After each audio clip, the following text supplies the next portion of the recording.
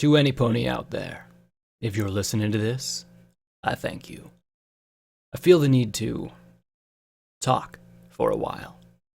At the moment, I'm stuck between a rock and a hard place, but that can wait for later. Before I get into that, I just need you to understand one little thing.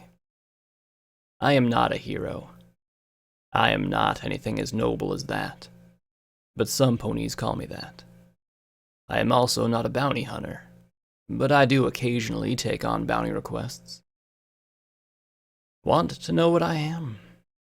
If I had to say, I would put my money on murderer. And no, that isn't some sort of, I regret the things I did, so I'll put myself down bullshit. No, I am, for all intents and purposes, a true to the goddesses, genuine murderer. And my name? The voice laughs. My name isn't important. I'm just a buck, no more important enough to warrant remembering. Not like the stable dweller, or that security mare. Actual heroes, or heroines, I suppose. They have a moral code, some sort of driving force that keeps them going. Or so DJ Pony makes it seem like that.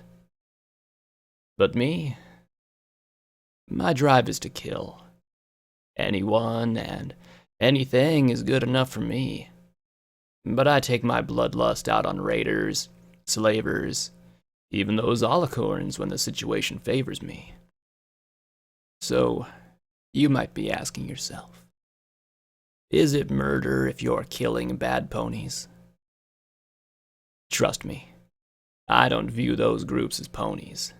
They are animals that need to be put down. So, why am I a murderer? Because I don't care. I have traveled all over the wasteland. North, east, south, and west.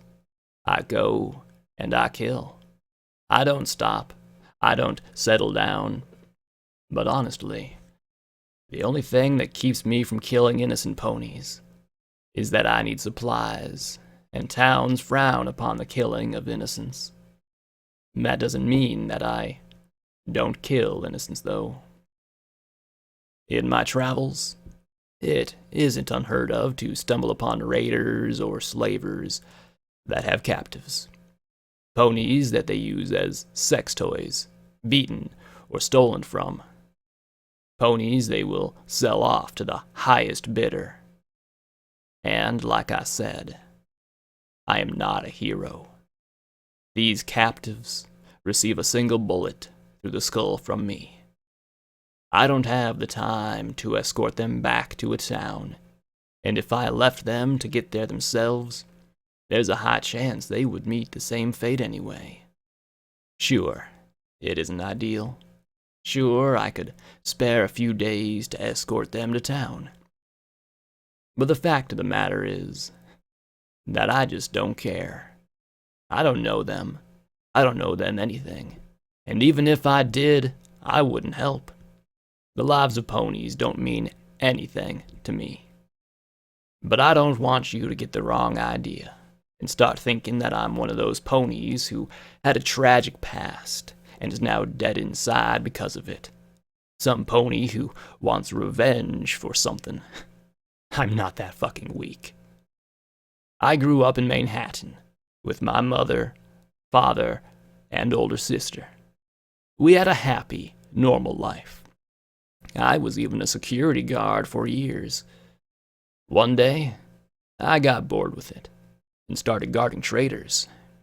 And for a few more years later, I got bored with that as well. Not enough action for me. For any of you listening who have ever guarded a trader or worked as a trader, you'll know it isn't exactly lacking in the action department. I just needed more. It was always a waiting game for the raiders and bandits to come after us. I wanted to be the one going after them. And so, I saved up some caps, and bought myself the supplies I needed to go off on my own, from town to town, killing raiders and slavers as I went. Occasionally, I would find a nice mare to bed down with for the night. Had quite a few sexy little things during my travels. But I'm not the type to settle down. As I continued my bloody travels, I got better barding and a beautiful assault rifle, damn near pristine condition. That gun and I killed hundreds. As a result, I made quite a few enemies of the raider gangs, and the slavers have me permanently blacklisted. I think the slavers have a large reward pool for whoever catches me. But I don't mind that. It just makes things all the more interesting. Today, however, I fell into a trap. Some raiders I've fought before were pretty pissed, and lured me into a building. I was cocky, and went in after them without thinking too much about it, without scoping out the area. Well, apparently they got a few other gangs together to help them take me out. I was standing in the middle of an empty building when nearly 24 raiders surrounded me. I wasn't about to go down without a fight, though, and broke through them and found some cover. But not before they gave me a few holes. As I ran, I turned the tables and lured them out, separated them, and killed them off. Things were going well until the last group managed a few lucky shots. I finished all but 3 of them, and then ran out of ammunition. Even my backup pistol was out. Some sounds of knocking on wood echo in the background, and muffled shots ring out. Well, it's safe to say that they found me, the buck chuckles. As you might have assumed, I ended up locking myself in a cellar with access to a radio. And, well, I'm bleeding out. Those raiders are at the door and waiting to come and get me. But I've got a little surprise for them. Don't worry, they won't leave here alive. I do have some caps stashed away in the cellar, and there is always my rifle. I don't have much else of value on me. Don't worry, I don't want you to come save me. I will die here, I know that. But if you follow this signal, you can take what you want. But, you know, as I sit here, slowly bleeding to death, do you want to know what is going through my mind right now? Damn. I wish I could have killed some more. I don't have any regrets or anything like that. I'm a murderer after all. And I was damn good at it. The sound of wood splintering and the shouting in the background gets louder. The sound of hoof steps can be heard coming down some stairs.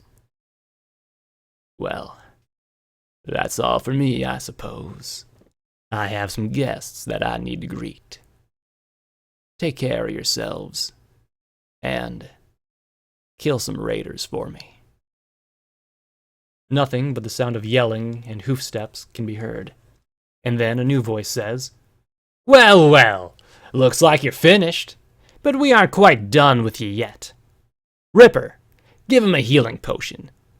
I want to make him beg me for death."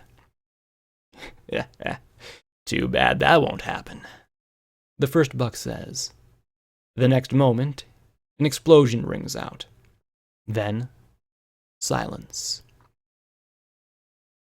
After about a minute, an artificial voice comes over the radio.